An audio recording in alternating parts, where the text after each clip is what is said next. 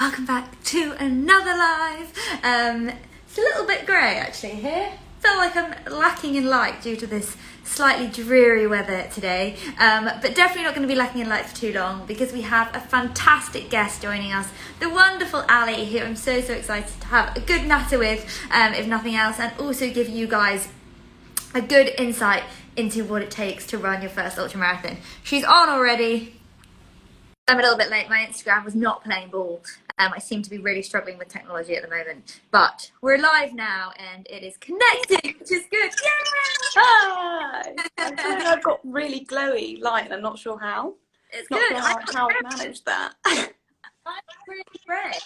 I'm so what is going on. I'm a bit late, but we're here now, ready to chat. As usual, we get so many questions when we're talking about this topic, and I know that your energy throughout this whole experience is amazing. I'm so excited. I'm living my running life through you. Oh, thank you. So we'll kick this off. If anyone has any questions throughout the chat, please do know in the comments. But we'll start off. So hopefully we get through them all. Yeah. But first things first, Ali, what about you? Hello, everyone who, well, most of you, to be honest, definitely will not know me, but I am Ali Head, and I am a kind of health, fitness, food, lifestyle, bit of everything really. I also do news occasionally, but journalist who lives in London, and also, if you haven't guessed by now, really likes running. Have never done an ultra or trained for an ultra before now, so I'm a total kind of newbie to all of this, but I think you put it quite well, Hannah. Have just really enjoyed the process, which has scared me a bit because now I think I might be a bit mad. But I think we all are. I think we all are a bit. Yeah, so I think I've done like, I don't know, countless half marathons, way over 20, probably a bit more than I care to admit, a few more than I would like to say. I've done 2 London marathons, one which was my sub 4. I did a lockdown marathon because obviously the whole world got cancelled in March. And I was on for my BQ, British qualifying time, in March, which hopefully we'll get sometime soon. I'm currently training for the Ultra X Quarantine to Qualifier virtual, now 36-mile race, which I'm, slightly terrified about, slightly scared about, but fine. Fun. It's a slippery slope. And so I found her, but because everything just there, but it's good adventure. Bit on what do you want to just talk about the event and what it is on in 2 weeks? Yeah, so I made this mistake yesterday. I think it's just over 2 weeks, thank God. Which gives us a bit more time. My boyfriend asked me earlier, he was like, have you planned your route yet? And I was like, no, actually haven't done that yet. So we've got time, which is good. But yeah, so Hannah actually asked me, I remember seeing this thing on the Ultra X. I followed you guys for a long time and been inspired by so many amazing different runners doing amazing challenges and just distances that I thought like little old me could not fathom running. I just had no concept of running that far, and then I saw this thing pop up on the Ultra X channel and it was like, are you up for a challenge? And this was like peak, you know, second, third, I don't even know what number lockdown, and I think I was starting to feel so sad that all my challenges had been, you know, cancelled, and I was like, yeah, why not? I remember sending that little emoji. Yeah, I am, I'll be up for a challenge. And then kind of basically discovering that you were doing your kind of virtual qualifier virtually, obviously, and wanted to get a team together to do that, to kind of, I guess, see if normal people who had no real experience or understanding of what it is to train for an ultra, for me anyway, could do it and could take it on. And I remember saying to like my dad, who's a really keen runner at the time, like, I think I want to do an ultra. And he was like, why? Why? And I was like, oh, I don't know if I know the answer to that other than why not? We have nothing else to do at the moment, and I really like running, and yeah, so said yes, and here we are. And you are right, it's a slippery slope, because now I keep talking to you about the like actual not baby ones, and that's, yeah, it's yeah, Baby. yeah, I mean,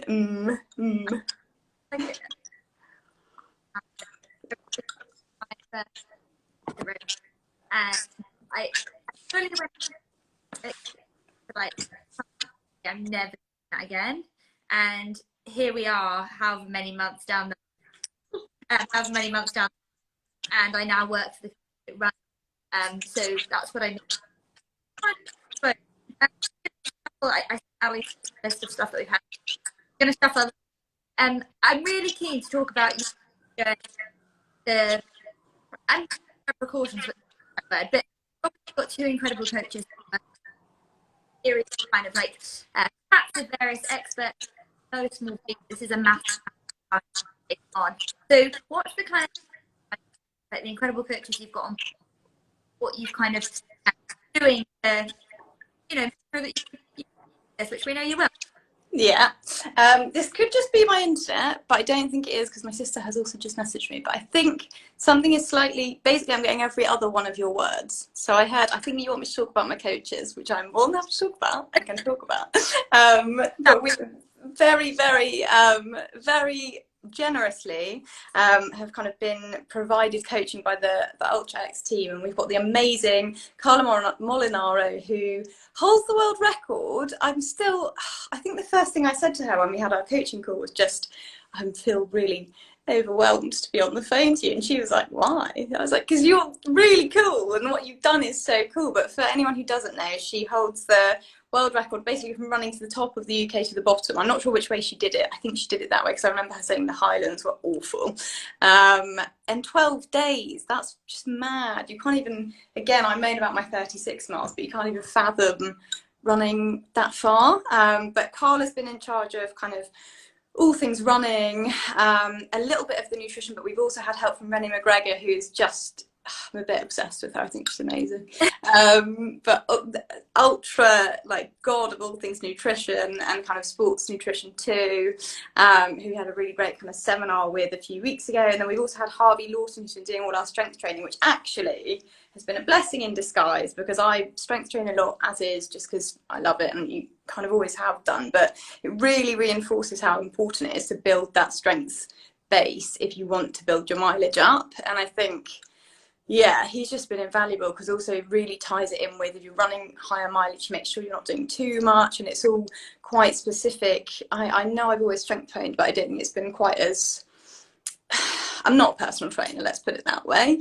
And so I can't possibly know which of these moves are going to be the ones to help strengthen your ankles and strengthen your knees and kind of those, and your hips, the things you really need to propel yourself when you're running such a long distance. So yeah, they've been amazing. I should also shout out here, bless him, because he is brilliant. My coach who I normally do my training with, Andy Hobdell, who I just love, he's great. I trained with him all last year to no avail because there was no races, but he's brilliant, so I should shout him out too. But yeah, they've been great and I've loved it.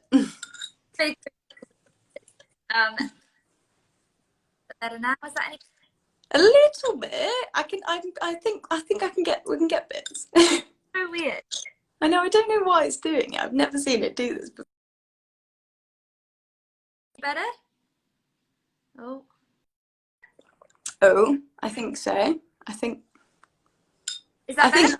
Yeah, that's better. Well, we got there. Better was expected. Cool. So we've touched a little bit on the coaching. Like you said, the strength training is quite specific what you're doing, and that's so important, especially when it's your first one. Yeah. Resilient and so ready to take the big miles. So let's go to some of the questions that okay, we always get this one and it's popped up and it's kind of the other side of the thing, the mental side of it. Now, like you said, these ones like this, a bit weird because suddenly everybody is the longest you've ever run, and I think that's itself, and it's quite still pretty badass. Yeah. So how have you kind of runs mentally? Obviously, physically taken care of, you're training really hard now. What about the mental side? Definitely runs where a little voice says, "Oh, can you do it? Can you do it? Are you do it?" Yeah. I think this is a very good question, and I think this is also, people can't fathom the physical side of ultra training or ultra running. They're like, how? You know, so many of my friends keep saying to me, I can't even run a mile at the moment.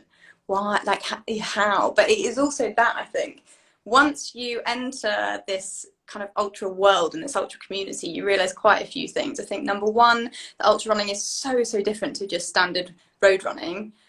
In that it's about a totally different thing. One of my running friends, Em, said to me right at the beginning of this process, she's done like a crazy long ultra. I can't remember which one it is, but it was long, not a baby one like ours. And she said, you're going to have to drop your ego. And I was like, I don't know if I know what that means. And as the weeks have gone on, I totally understand what she means now. Ultra running, as far as I can understand it in this little beginner's phase that I'm in, is all about, again, as Coach Carla said, time on feet and kind of doing these amazing scenic, beautiful challenges and trail runs and kind of distances with absolutely no time pressure or focus on like how long you're going to do it in really at this beginner stage. And I think that for me was the mindset shift that I really needed. I think I'd been training for that BQ for a year and was just, as I'm sure so many people were, was so gutted that they couldn't do that race last year, but then also thought bigger picture. It's not one of the bigger worries, is it? So I'd been training for that time for so long and then saw this opportunity pop up and I was just like, again, I think people keep asking me why. I was like, why not? Let's try it. Let's, you know, learn some new skills and try a kind of new skill set, I hope, and meet some amazing new people along the way. And the community, I think, for me has been what's pulled me through mentally, meeting so many cool, new, amazing people who just know so much and are so ready to kind of impart their wisdom with you and who have done insane distances. And I was continuing to do these amazing challenges. And I think just chatting to people like that, obviously online, you know, we can't see anyone right now, has really like, I've been quite chirpy throughout it all, I think, because it gives me something to train for. It keeps me distracted when we're in another bloody lockdown. You know, it's something to keep busy with and something to kind of connect you to people at a time where we're not really that connected. And so I think that for me, that kind of really positive, like, I don't know, seeing this as just such an amazing opportunity and a thing to keep busy has been my main kind of mental push. I also think, I don't know, coming up to my longest run ever, which is this weekend, which is 28 miles, I am a bit like, what am I doing? But I think that's natural. And just speaking to Carla about it, she was just like, yeah, you will have to walk. And I remember at the beginning of this process being like, what? You don't walk when you're running a race? And actually you do. And you walk up the hills and you don't mind because you're just completing the distance. You're not necessarily racing it at the fastest speed you can possibly do it at. You're trying to like enjoy it and take in the process and appreciate the journey. And yeah, I've loved it. I've rambled, but I've loved it. Yeah, exactly. So different. And it actually definitely plays into like future training, you know, training or whatever. You learn to actually run easy. Yeah, that's true. It really does. Like I remember, exactly my coach was a minute and a half off. Sorry, add a kilometre to your pace. Yeah. And I was like, what? Like, hard. Like, It's me? Yeah. I mean, it is basically a walking picnic is what they call ultra marathons. Yeah. Right? Yeah. Okay. Touch a little bit on some more specific stuff. So, as we said, this is your first. What is one you would recommend to someone else starting on their own kind of ultra journey that you could not have lived without? Was that one bit of kit? I'm pretty certain I heard it right. Yeah. Ooh, okay. This is a fun one. I think it depends what kind of ultra you're doing. For me, this is the first time I've ever ventured into trail running. So very luckily, the team at Solomon, I don't know how you say, but I love the kit. That one. My boyfriend's was like, they're French, so Solomon. I was like, no, and I just have. So good. But they sent me just a pair of their new trail running shoes. And wow, your life changes when you try trail running shoes on trail. I know that sounds obvious, doesn't it? Like I probably should have said that a while ago, but just, and bless her, I was running with my little sister a lot because I moved home for a few months and she was in her like Adidas Solar Boost, like skidding through this mud with me and I'd just be like trotting through with all my grip. So if you're on trail, I know, genius, but trail shoes really will help. Also, my hydration. I was going to say my hydration vest has changed my life. It's so handy. I was talking to Emily about this when we were at the Maverick race a few months ago. I've got like more stuff than I could ever possibly need in it. And yet I always feel so prepared because I've got like my first aid kit and my extra waterproof just in case my one isn't enough. And like, I love it. It's great. It's so good. And which a lot because a bit of a minefield, ultra kit. Which pack? Ooh, this is a good question, and I could explain it to you and link you to it, but I don't know if I know the name off the top of my head. It's one of the newer ones. I remember trialing it at Love Trails Festival, like it can't have been last year because last year didn't exist, but the year before last, and it's like navy blue. Salomon. Yeah, exactly. Same brand as the trainers, and it's just brilliant. It's basically the one I think most people have. I don't know if I'm allowed to say that, but it's brilliant. Yeah. You can get various different leads. Something like Alex on the 5. Yeah. Carry. They are. I second that. They're great and really, you can get so much in them. Like, voice with all the back. It's super fun. So and core snacks. The thing about ultra running, you basically just get 20 minutes, or I go to run. Oh God, actually I would say that was, I know you're probably going to ask this in a bit, but this was one of the biggest things that I was like, you have to eat and run. Yeah. And run while you're eating. And I remember having that chat with Bene and being like, like that. I think that any new ultra runner is just like, I don't understand. And I have learnt the hard way that certain things are not going to work and are going to be really too sugary. Saturday's run was a good example of that. What have I loved? I love the Cliff Blocks. I think they're amazing. I've been trying the Trail Wind, I think it's called, like sports drink. You can get the sachets. Charlotte Clark told me about those.